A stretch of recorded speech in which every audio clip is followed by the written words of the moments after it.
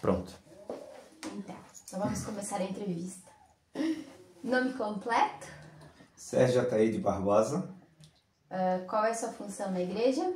Eu sou pastor-presidente do ministério. Quanto tempo atua nessa comunidade, nesse ministério? 3 anos. Tem formação acadêmica ou ministerial? Temos ministerial e acadêmico completo. Há quanto tempo essa formação ministerial? Nós, 2007, 2014, 2024, 22 anos aproximadamente. Há quanto tempo o Ministério Tempo de Semear está estabelecida? Há 36 meses. Quais são os principais desafios enfrentados pela liderança na atualidade? Eu poderia enumerar alguns, né? Mas hoje eu entendo que conseguir extrair da pessoa como líder a essência do propósito pela qual ela está se predispondo a liderar, que é numa causa que não é natural, para mim esse é um dos maiores desafios. Que a pessoa possa entender que o que ela precisa entregar para Deus não é algo palpável, material, mas que diz respeito a algo espiritual que acaba sendo abstrato. Quais são como é a estrutura organizacional da igreja? Pastores, líderes, ministérios, departamentos? Hoje a igreja funciona como organismo vivo da seguinte forma. Como instituição, ela tem a diretoria, que ela cuida diretamente dessa parte administrativa da igreja, documental, financeira. E daí na parte eclesiástica nós temos o pastor-presidente, depois pastores auxiliares, depois presbítero e na sequência líderes de ministérios, né? Cada ministério ele tem alguns critérios para ser nomeados e a partir daí eles têm um caminho, né, para desenvolver com o grupo na qual ele foi colocado como líder. E quantos ministérios tem na igreja? Temos aproximadamente 22 ministérios. Bastante, né? Bastante ministérios. Então agora a gente vai entrar para a prática pastoral e aconselhamento. Quais são as principais demandas espirituais e sociais dos membros da igreja? Falando assim, dentro das principais demandas, a gente vê que hoje, além da parte espiritual diretamente falando, da parte econômica do nosso país, ele tem causado muitos conflitos nos relacionamentos. Nesse caso, marido, esposa, né? E, consequentemente, dos filhos. E a gente acaba vendo que, por não existir aqui um equilíbrio nessa área, várias outras áreas da vida, do relacionamento entre o esposo e a esposa, relacionamento com os filhos, tudo isso fica comprometido. E a gente sabe que quando não existe um equilíbrio nessas áreas, a gente sabe que espiritualmente, muitos ataques de fora, e isso acaba acarretando-se em crises em várias áreas, né, dentro da família. E como que é realizado esse aconselhamento pastoral? A capacitação específica para quem realiza essa atividade, como que é feito? Sim, essa ajuda de aconselhamento pastoral são por líderes, pelos pastores, né? E dentro do ensino já, na capacitação dele para o ofício pastoral, ele já existe algumas disciplinas que tratam diretamente sobre o aconselhamento. E todo o aconselhamento ele é pautado e baseado pelas Escrituras, que é a palavra de Deus, que nós cremos que é a nossa baliza, né? Onde nos norteia e nos coloca uma caminhada correta a respeito de todas as situações. Há projetos de acolhimento ou acompanhamento para pessoas em situações de vulnerabilidade? Se tem, quais são? Assim, hoje, o projeto que a gente tem, nós temos um departamento que chama-se de ação social diretamente, onde a gente auxilia diretamente, primeiro, com alimentação e vestimentas e situações emergenciais. A a gente tem um auxílio que é emergencial. Esse auxílio a gente procura não ser algo permanente, porque acreditamos que quando nós praticamos o assistencialismo, nós colocamos essa pessoa dependente da gente, e não é o que a gente quer. Nós entendemos que as pessoas muitas das vezes precisam de uma ajuda, mas elas precisam entender que elas são capazes de gerar seu próprio suprimento para dar sequência na sua vida. Na parte 4, a gente fala sobre administração e crescimento. A Igreja Tempo de Semear realiza planejamento estratégico para seu crescimento e desenvolvimento? Se sim, como que é feito? O ministério é um ministério novo, né? Mas nós sempre tivemos, desde da concepção, do nascimento desse ministério, e como promessa mesmo de Deus, a gente sempre teve os nossos olhos voltados para a expansão, né?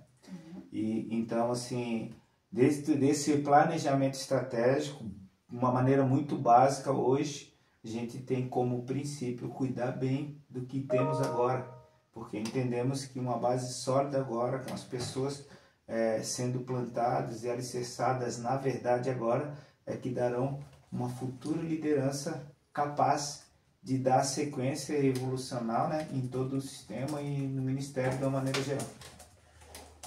Existem ações ou eventos específicos para o engajamento da comunidade? Hoje nós temos, como nós falamos, dos 22 departamentos, que são nada mais do que menos de que trabalhos diretos com quem? Com o casal, com o homem, com a mulher, com o pai, com a mãe, com o jovem, com o adolescente, com a criança, e de uma forma geral, é uma maneira que a gente tem de ingressar, né, para dar esse suporte, né? E a pergunta foi... Ações ou eventos específicos. Então, e com esses eventos, entrosar essas pessoas, primeiro para que eles possam ter conhecimento de como que funciona o ministério, e a partir desse envolvimento, dessas ações, eles se tornarem, né, terem a oportunidade e opção de se tornarem parte dessa família. Então, essas ações de casais, né, por exemplo, dentro do departamento de esporte, que a gente sabe que o esporte é um bem comum em muitas pessoas, muitas famílias hoje estão na igreja porque através do esporte, né, assim como através da música, assim como através do ministério de dança, de crianças, tal. Então, é uma maneira que a gente tem de agregar as pessoas da comunidade. É feito, então, cultos para casais, para crianças, para jovens? Exatamente. Inclusive, tem um culto temático que a gente faz, que é o culto do amigo, né? Que dá a oportunidade de uma pessoa que não vem na igreja, alguém que faz parte da família, possa trazer alguém que não é. Isso é um evento que tem esse objetivo de agregar também. Como é realizado o processo de tomada de decisão da liderança da comunidade? Então, na parte organizacional, estrutural, dentro das ações, né, que envolve a parte administrativa, existem 8 membros diretos do Conselho Diretor Local, né, que é a diretoria da igreja, e mais 4 do Executivo, né, do Conselho Fiscal, onde daí os que é relacionado a finanças ou melhorias estruturais, a gente faz a reunião e dentro ali da maioria a gente toma as decisões como um acordo para o bom andamento da comunidade. Então vamos para o ensino e a educação religiosa. A comunidade, né, o Ministério Tempo de Semear oferece estudos bíblicos ou capacitações para seus membros? Quais são os métodos utilizados? Sim, nós temos, a mesma escola bíblica, só com a roupagem diferente. O nome é Escola de Discípulos em Desenvolvimento. Primeiro, porque a gente entende que o discípulo ele vai ser formado somente quando a volta do Senhor Jesus, né? Então, a gente sempre tem a capacidade e deve ter essa capacidade de abertura para aprender. E dentro disso, hoje, por exemplo, o curso que nós estamos fazendo é Base Sólida para o Cristianismo, né? Que é o quê? Trazendo a base mesmo de tudo que diz respeito como princípios, né, cristãos, para estabelecermos daí, a partir dele, né, uma construção sólida assim, entre pensamentos, postura, decisão e alinhamento com aquilo que a Escritura deixa para nós. Como é feita a seleção dos temas abordados nos estudos e sermões? Sim. Como eu falei, assim, ó, nessa primeira parte agora, ela é uma base mesmo, bem basilar mesmo. Então, assim, salvação, por quê? Não adianta eu falar lá da volta do Senhor se a pessoa não entendeu que o Senhor um dia existiu. Então, a gente começa a partir dos princípios cristãos, da vida de Jesus, dando base, como que ele chamou, como que ele continua chamando os seus seguidores, e a partir dessas bases, daí a gente vai evoluindo, né, conforme o aprendizado de cada um, dando as doses necessárias. Há algum programa para formação contínua de líderes, além da escola de discipulado? Nós temos essa escola de discipulado e hoje a gente conseguiu também uma parceria, né, secular, hoje, né, com aprovação pelo MEC. Então a gente oportuniza, né, os membros da igreja, tanto o ensino fundamental quanto no superior, né, para que eles possam ter oportunidade também de crescer no conhecimento dentro dessa área. Então vamos para a parte 6, que é a liturgia e celebrações. Como são planejadas e organizadas as celebrações e cultos? Hoje a celebração de culto, ela tem uma liturgia onde a base, né, tudo é preparado para um momento crucial, que não pode fugir da palavra e de Jesus como centro. Estou falando do nosso ministério.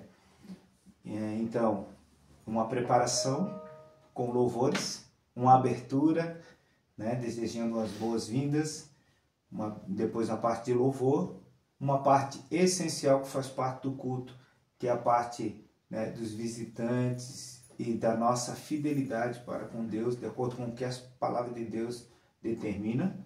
A partir daí, uma palavra, dando condição a uma pessoa a se posicionar a respeito daquilo que ela ouviu, entendeu e desejou a partir daí fazer.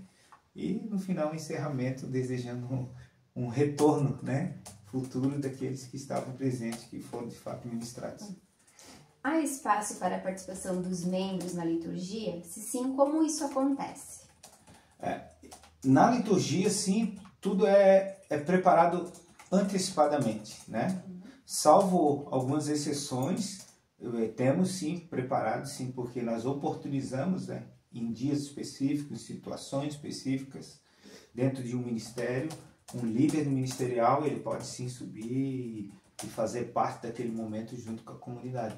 Mas isso tudo ele é pré-estabelecido antes, né? Não acontece, vamos dar uma oportunidade, não sei o que é, e apareceu, e vamos indo. Então, tudo a gente procura saber antes, até mesmo para que a gente não possa ter problema no futuro. Existem momentos específicos para as celebrações litúrgicas diferentes? Como são conduzidos? Essas litúrgicas diferentes, celebrações, poderíamos dizer que eu poderia colocar aqui como os cultos temáticos, que seriam datas específicas com uma programação diferente do habitual, né? Então, daí existe e também a gente faz uma programação, por exemplo, no dia do trabalhador, né? No dia dos pais, no dia de Natal, de Páscoa, é um culto totalmente voltado específico a essa data, com uma roupagem diferente, com teatro, com uma peça, com um ministério ali de dança e assim sucessivamente. Então, agora as perspectivas futuras. Quais são os planos futuros para Tempo de Semear? Existe uma promessa para esse ministério, né? E essa promessa, nós não temos dúvida que quem entregou essa promessa não foi homem, foi Deus, né? Então, tudo que nós precisamos fazer é manter essa essência na qual Ele designou que nós andássemos. E assim como a promessa veio que seria para essa cidade, para esse estado, para essa nação e em outras nações, eu creio na expansão ministerial nesse sentido. Hoje estamos em 3, uma matriz mais 2 filiais, né? duas nessa cidade, uma na cidade de Sombrio, e já com perspectiva de abrir, né, fora do país, na Europa. Então, os nossos olhos estão voltados para isso, mas, voltando, procuramos manter forte e alicerçada essa base aqui, que vai dar estruturação para movimentos futuros. Amém. Há algum projeto específico para atender demandas emergentes da sociedade? Questões sociais, saúde mental, justiça social? Sim, hoje nós temos um grupo, né, sobre a justiça social. Nós temos 3 advogados diretos dentro da igreja, que eles prestam auxílio, né, nessa área jurídica e tal. Na parte emergencial, como eu falei ali antes, né, é uma assistência emergencial.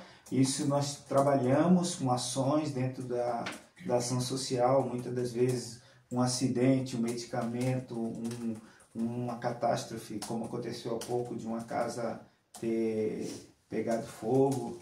Então, daí a gente, de uma maneira assim, emergencial, a gente procura atender numa ação rápida assim, na comunidade para ajudar essas pessoas. Uma última pergunta. Como que a Tempo de Semear busca adaptar-se às mudanças culturais e sociais contemporâneas? Desafiadora essa pergunta. Desafiadora, mas para nós, uma fácil resposta. Tá? Nós cremos, de fato, naquilo que está escrito, naquilo que o Senhor deixou para nós. E a palavra de Deus diz que os céus e a terra passarão, mas a minha palavra não há de passar. Então, a gente sabe que estamos caminhando para um tempo difícil de modernismo, onde a igreja tem se adaptado, às vezes até mesmo sendo conivente com ações e práticas que não condizem com os princípios cristãos genuínos. E eu penso que hoje nós, como igreja, a gente tem que se adaptar no sentido de dar ouvido. Porém, nós ouvir, mas não mudar aquilo que carregamos. Porque eu entendo que o que a palavra de Deus fala, diz que Jesus Cristo é o mesmo ontem, hoje e será eternamente. Não existe mudança em Deus. Então, quem tem que mudar é aquele que se aproxima do Senhor. Né? E não se eu mudar para que alguém venha se aproximar. Então, eu acho que manter essa essência, sim, acho que é o primordial e é o que a gente tem buscado fazer. E em nome de Jesus, nós vamos conseguir até que ele volte. Amém. Muito obrigada, pastor, pela entrevista. E desejamos que possamos crescer, né, mais no Cristo e possamos fazer. Amém. Obrigado e sempre à disposição. Amém. Deus abençoe.